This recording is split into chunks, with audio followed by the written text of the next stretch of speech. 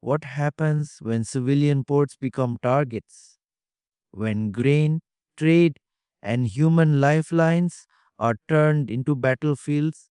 Tonight's story is not just about missiles and maps, it's about timing, strategy, and a response so fast that it stunned the world. Russia hit civilian ports, and Ukraine's revenge was instant and brilliant. The targeting of civilian ports marked a dangerous and deeply consequential escalation, one that immediately drew global attention because these locations are far more than physical infrastructure. They are economic arteries and humanitarian lifelines. When missiles strike ports, they don't just damage docks or warehouses, they disrupt food supplies, destabilize markets, and send shockwaves far beyond the battlefield. Ukraine's ports have long been central to global grain exports, feeding millions across Africa, the Middle East, and parts of Asia. Hitting these hubs was not an isolated military action, it was a move with worldwide implications. And here's the critical hook: when ports burn, hunger spreads faster than fire. These attacks directly threatened international food security at a time when global supply chains are already fragile. Insurance costs for shipping surged, vessels hesitated to dock, and grain prices reacted almost instantly. For countries dependent on Ukrainian exports, every explosion translated into uncertainty, higher costs, and potential shortages. This is where the strike's real impact becomes clear. It wasn't just aimed at Ukraine, it effectively held the global food system hostage. Another hook the world noticed immediately: a single missile at a port can affect dinner tables thousands of miles away. Beyond economics, the human cost was impossible to ignore. Civilian workers, port employees, and nearby residents found themselves on the front lines of an attack they were never meant to face. These ports are staffed up by dock workers, engineers, drivers, people whose jobs revolve around trade, not combat. Targeting such spaces blurred the already fragile line between military objectives and civilian life, intensifying international concern and condemnation. It raised uncomfortable questions about intent, proportionality, and long term consequences. The strategic calculation behind these strikes appeared clear: weaken Ukraine by cutting off revenue streams and increasing pressure through indirect global fallout. But this approach carried serious risks. By hitting civilian ports, Russia risked alienating neutral states and reinforcing the perception that economic coercion and civilian disruption are being used as tools of war. The hook here is sharp and unavoidable. When civilian infrastructure becomes a weapon, legitimacy becomes the first casualty. Ultimately, these port strikes reshaped the narrative of the conflict in a single moment. They transformed a regional military action into an international economic and humanitarian concern, forcing governments, markets, and global institutions to react. The message was unmistakable. This was not just about territory or tactics, but about leverage, pressure, and the willingness to accept global consequences for battlefield gains. The speed of Ukraine's response changed the entire tone of the escalation. In modern conflict, time is no longer measured in days or even hours, it is measured in moments. While many expected shock, hesitation, or diplomatic delay, Ukraine moved with striking immediacy. This was not a reaction driven by emotion, but one guided by preparation. The hook here is simple and powerful. The fastest response is often the most decisive one. Ukraine demonstrated that it was not merely absorbing blows, but actively shaping the rhythm of the conflict. What made the response particularly significant was that it appeared pre planned rather than improvised. Rapid retaliation on this scale requires intelligence readiness, operational coordination, and political authorization already in place. That signals a state operating under constant anticipation of escalation, not surprise. While the world was still processing images of damaged ports, decisions had already been executed. Another hook becomes clear in hindsight. When a response arrives this quickly, it means the trigger was already set. This immediacy served multiple purposes at once. Militarily, it reduced Russia's ability to exploit momentum or interpret silence as weakness. Strategically, it disrupted expectations. In past conflicts, delayed responses often created space for narrative manipulation or diplomatic pressure. Ukraine denied that space entirely. By acting within hours, it seized control of the story and forced observers to recalibrate. The message was unmistakable. There would be no pause, no paralysis, and no waiting for permission to defend national interests. The political dimension of this swift action was equally calculated. Speed signaled resolve not only to Moscow but also to allies and partners watching closely. Rapid response reassures supporters that assistance is being used effectively and that escalation risks are being managed, not ignored. At the same time, it warned adversaries that each move would be met with an answer measured not in outrage but in capability. Here's the hook: many analysts noted silence invites pressure, speed creates respect. This instant reaction also reflected a deeper evolution in Ukraine's war posture.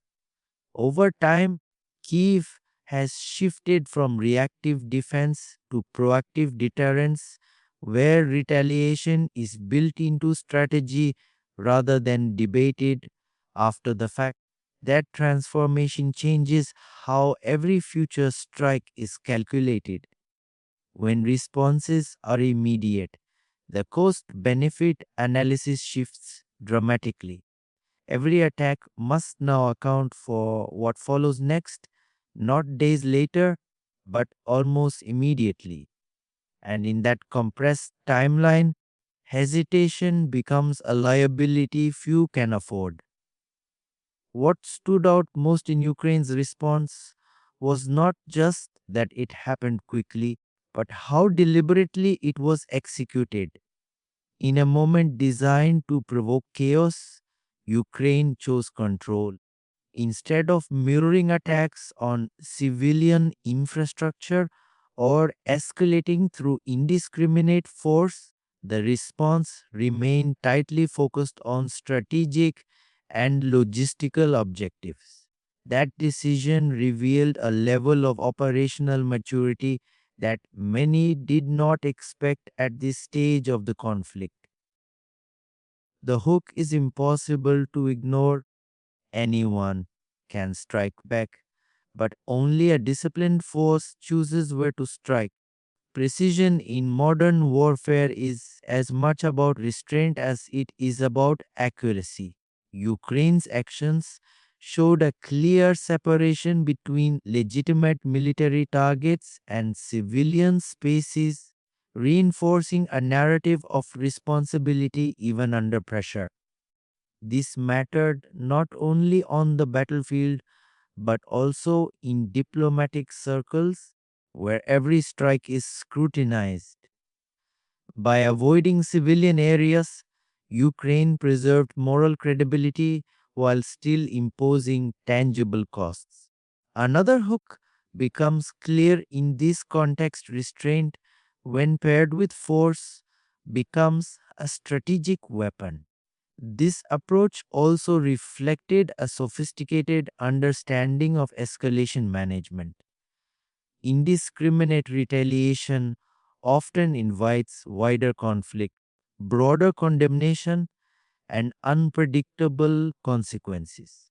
Precision, on the other hand, narrows the battlefield and clarifies intent. Ukraine's focus on logistics, command capabilities, and operational nodes sent a message that the response was designed to degrade capacity, not to generate fear. It reframed retaliation as necessity rather than revenge, a distinction that carries significant weight in international politics. There was also an internal dimension to this choice. Precision based responses require high quality intelligence, coordination across units, and confidence in command structures. Executing such operations under intense pressure signals a military that is not merely surviving but adapting. The hook here resonates strongly. Panic breaks armies, discipline builds them. Ukraine demonstrated that even under provocation, its decision making remains centralized, deliberate, and goal oriented. Perhaps most importantly, this measured response undermined the strategic logic behind targeting civilians in the first place. If the goal was to provoke reckless escalation or moral compromise, the outcome achieved the opposite. Ukraine's restraint denied its adversary the narrative leverage it sought while still asserting deterrence. In a conflict where perception shapes policy as much as firepower, this balance between precision and restraint proved to be more than a tactical choice. It became a defining statement about how Ukraine intends to fight, respond, and be seen by the world. The response carried a message far beyond the immediate exchange of fire. Attacks on civilian infrastructure would no longer be absorbed quietly or answered symbolically. Ukraine's actions were designed to establish deterrence, not through threats or declarations, but through consequences delivered in real time. Deterrence in modern conflict is not announced, it is demonstrated. The hook is clear and deliberate. A warning only works when it arrives with proof. By responding swiftly and strategically, Ukraine set a new baseline for what future provocations would cost. This signaling was aimed at multiple audiences simultaneously. For Moscow, it recalibrated expectations. The assumption that civilian pressure could weaken resolve or force restraint was challenged directly. Instead of hesitation, the result was an immediate strategic price that alters the risk calculation behind future decisions, because every strike now carries an attached response that is predictable in speed, if not in form. Another hook emerges here: when consequences become automatic, provocation becomes expensive. At the same time, the deterrence message extended to Ukraine's allies. Swift, measured retaliation reassured partners that escalation was being managed responsibly, not recklessly. allies are more likely to maintain support when they see clear lines of cause and an effect rather than uncontrolled cycles of violence. Ukraine demonstrated that it could defend itself while staying aligned with international expectations. This balance strengthened confidence in Kyiv's leadership and long term strategy. Deterrence also functions on the psychological level by showing that civilian attacks would trigger targeted military costs. Ukraine reduced the perceived benefit of such actions. Deterrence is most effective when it shifts behavior, not just outcomes. The hook here is subtle but powerful. The best retaliation is the one that prevents the next strike. If each attack leads to immediate strategic loss, the incentive structure changes. This moment also reflected a broader evolution in how Ukraine communicates through action rather than rhetoric. In previous phases of the war, warnings were often delivered through diplomatic channels or public statements. Here, the message was embedded directly into military reality. That form of communication is harder to ignore and impossible to misinterpret. It transforms deterrence from an abstract concept into a lived experience. By linking civilian targeting to swift military consequences, Ukraine drew a clear line that reshaped the rules of engagement. It signaled that restraint should not be mistaken for vulnerability and that patience has limits. In a conflict where escalation is always one decision away, this kind of deterrence does not just respond to the present moment, it quietly rewrites the calculations of the future. The global reaction to this episode revealed how quickly narratives can shift when actions speak louder than statements. The contrast was stark and impossible to ignore. On one side were strikes on civilian ports, immediately raising alarms about food security, humanitarian risk, and international law. On the other was a response that was swift, controlled, and focused on military capability. The hook that dominated diplomatic conversations was simple but powerful. The world judges wars not only by who strikes first, but by who chooses their targets. International observers, policy analysts, and allied governments took careful note of this distinction. In conflicts where information warfare is as critical as battlefield outcomes, perception becomes currency. Ukraine's measured response strengthened its image as a rational actor operating within clear strategic boundaries. This mattered because global support is not unconditional, it is sustained by trust. Another hook quickly emerged in foreign policy circles. Credibility is built fastest under pressure. Media framing followed a similar pattern.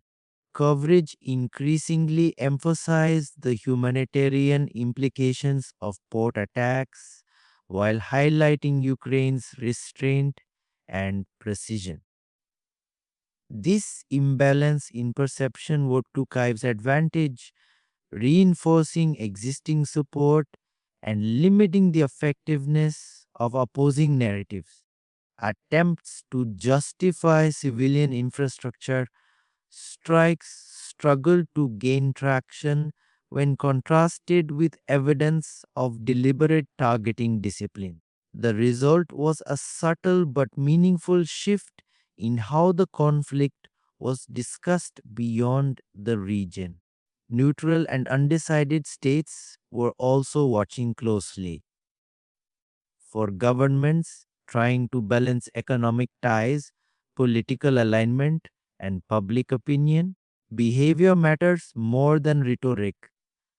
Ukraine's actions made it easier for these states to justify continued cooperation, humanitarian assistance, or diplomatic backing. The hook here is tellings in global politics. Restraint often persuades where arguments fail. This episode also resonated within international institutions. Organizations concerned with trade, food security, and civilian protection found themselves responding to the consequences of port strikes while quietly acknowledging the restraint shown in the response. That distinction influences everything from resolutions to aid flows. It shapes which voices are amplified and which are met with skepticism. Perhaps most importantly, the narrative shift reinforced a long term pattern.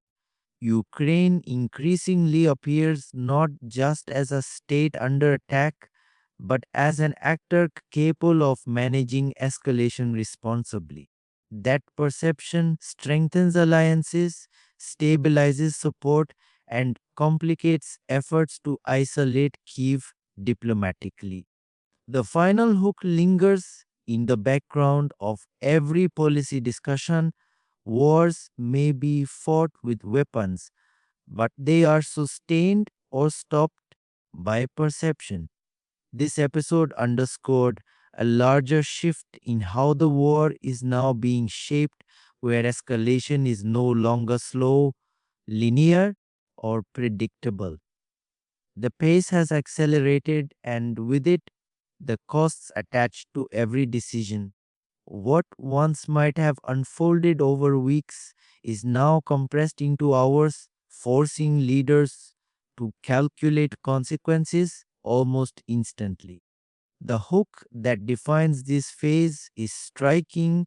In a fast war.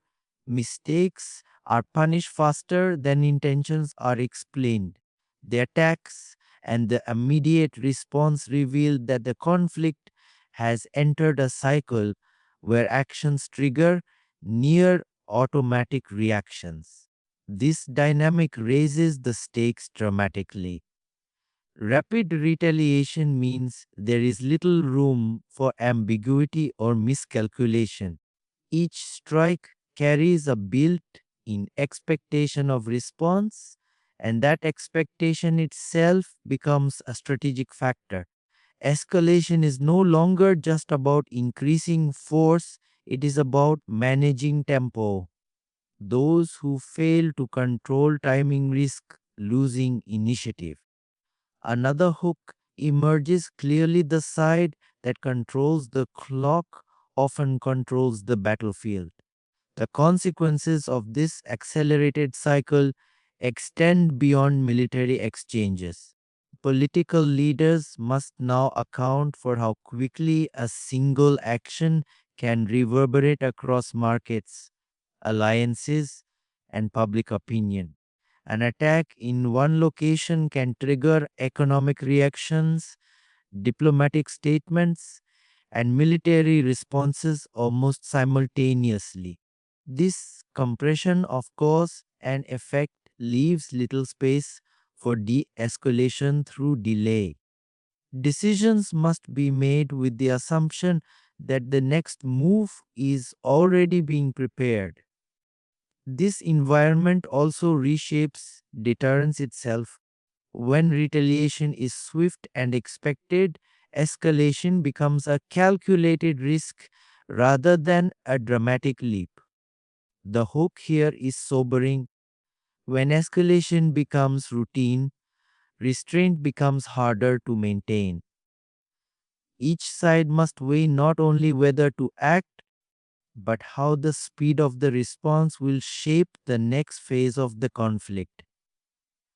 For global observers, this shift signals a more volatile and less forgiving stage of the war. Traditional diplomatic buffers struggle to keep pace with rapid military decision making. Crisis management becomes more complex when timelines shrink and reactions overlap. The margin for error narrows and the potential for unintended consequences grows. At the same time, this phase rewards strategic clarity.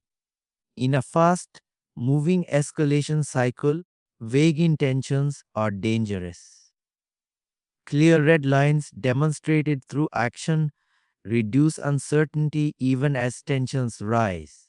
The conflict is no longer defined solely by geography or firepower, but by how quickly and decisively consequences follow each move. In this environment, escalation is not just a risk, it is a constant presence shaping every calculation made on both sides. So remember this night, Russia hit civilian ports, but Ukraine answered with intelligence, speed, and precision.